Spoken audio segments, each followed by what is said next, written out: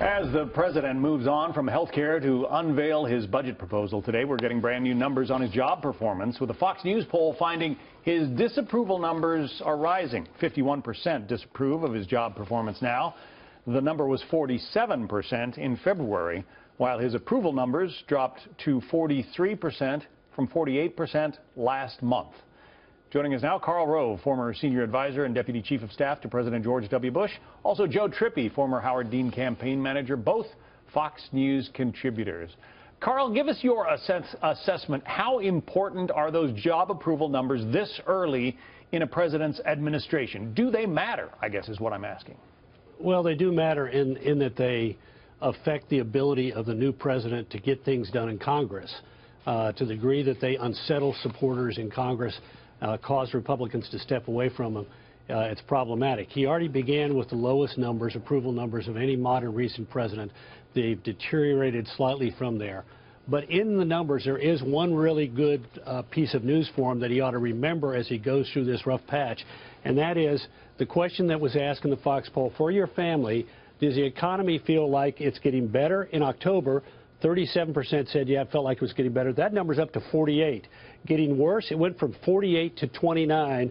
And among those who say it's staying the same, it went up modestly from 14 to 19. So people's perceptions of the economy, even while his overall job approval is declining, people are feeling better about the economy. In fact, when it comes to the economy, that's the only job approval number on what he's doing that is right side up. That is to say, more people think he's approve of the job he's doing on the economy than disapprove of it. Generally, Joe, as you well know, the economy is, the old Bill Clinton campaign motto, it's the economy, stupid. That's what they had up in their war room.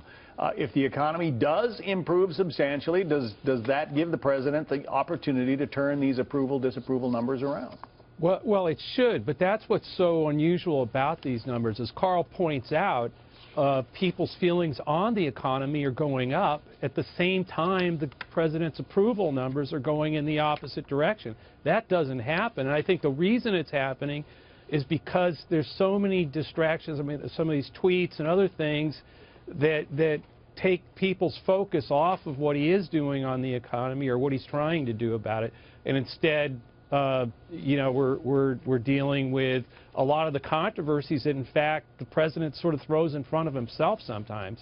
And I think that's doing damage to him. And as Karl points out, too, the real problem with the numbers is not, there's plenty of time for them to improve. But in the meantime, there are members of Congress who've got to make some tough votes on health care, on his proposed budget. A lot of these things aren't getting great reviews, are causing even more problems for them back in their home constituencies. And if the president isn't popular and his net favorables aren't higher than this, some of these members of Congress are going to decide, it's easier for them to decide to not side with the president. And so he does have to guard against that, I think. Well, on this proposed budget, for instance, Karl, the increases in defense spending, you would need 60 votes in the Senate to override the sequester budget constrictions, right? So things like that the president campaigned on and promised, they're not going to happen, are they? Well, it depends. Look, we have a long way to go on budgets.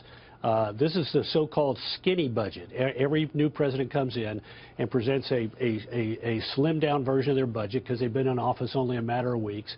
And every skinny budget, the skinny budget of George W. Bush in 2001, virtually ignored by Congress. The skinny budget of Barack Obama in 2009, with huge Democratic majorities in the House and Senate, included a vast number of tax increases and spending proposals that even the Democrats couldn't go along with. So this is mainly an exercise in sort of positioning. It is not going to be well received on the Hill. No president's new skinny budget is. We'll see how it works out in May when the two budget committees, House and Senate, begin to work on real numbers in conjunction with the head of the Congressional Budget Office, and hopefully then produce a budget resolution that allows them to take up tax reform this fall under reconciliation, which only requires then 51 votes because they have a budget resolution. Karl Rove from Austin. Enjoy the weather down there. We've got icebergs outside our studio. And Joe Trippi.